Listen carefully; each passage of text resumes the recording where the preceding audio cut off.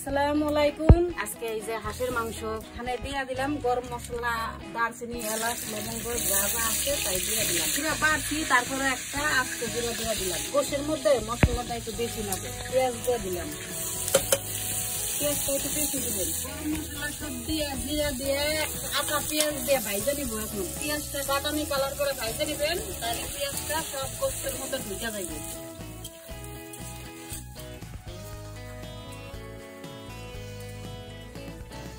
আমি শুকনা ময় মশলা দিব তো, পেঁয়াজটা ভাইজে নিছি, ময় মশলা সব ভাইজে নিছি।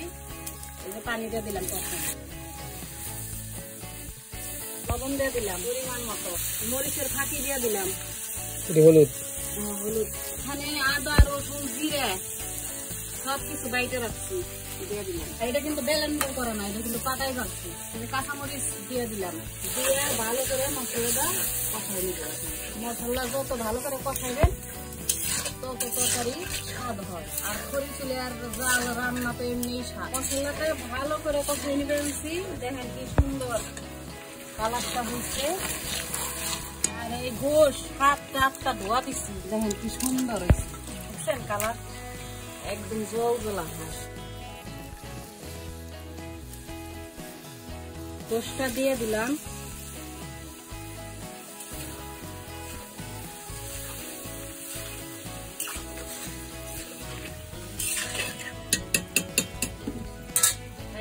খালি কষামো আস্তে আস্তে, জাল দেবো আর কষামো। দুইটা রসুন দিব, তাই রসুন দিয়ে কাইটা দিতাম।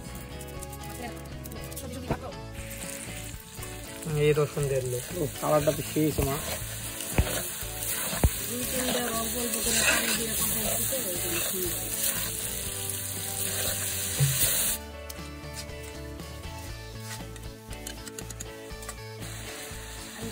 একটু 1 মিনিট কষাই ঝোল দিয়ে দিলাম। বন্ধুরা কষাইছি অনেকক্ষণ, ঝোলটা দিয়ে দিই।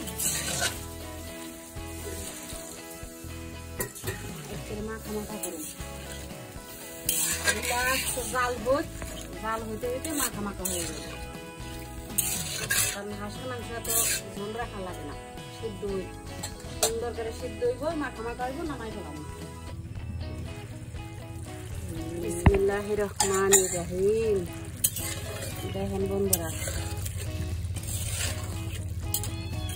পড়াইছে পড়া।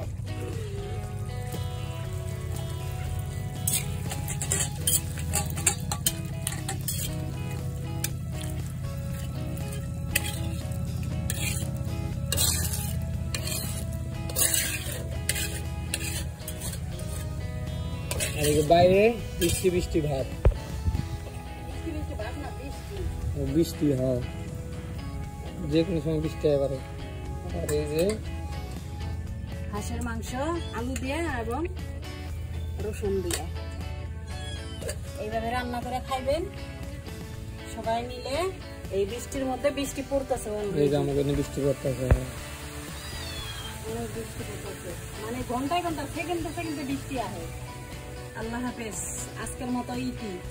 সবাই আমার ভিডিওটা মনোযোগ দিয়ে দেখবেন, আমার আদরের ভাই বোনেরা।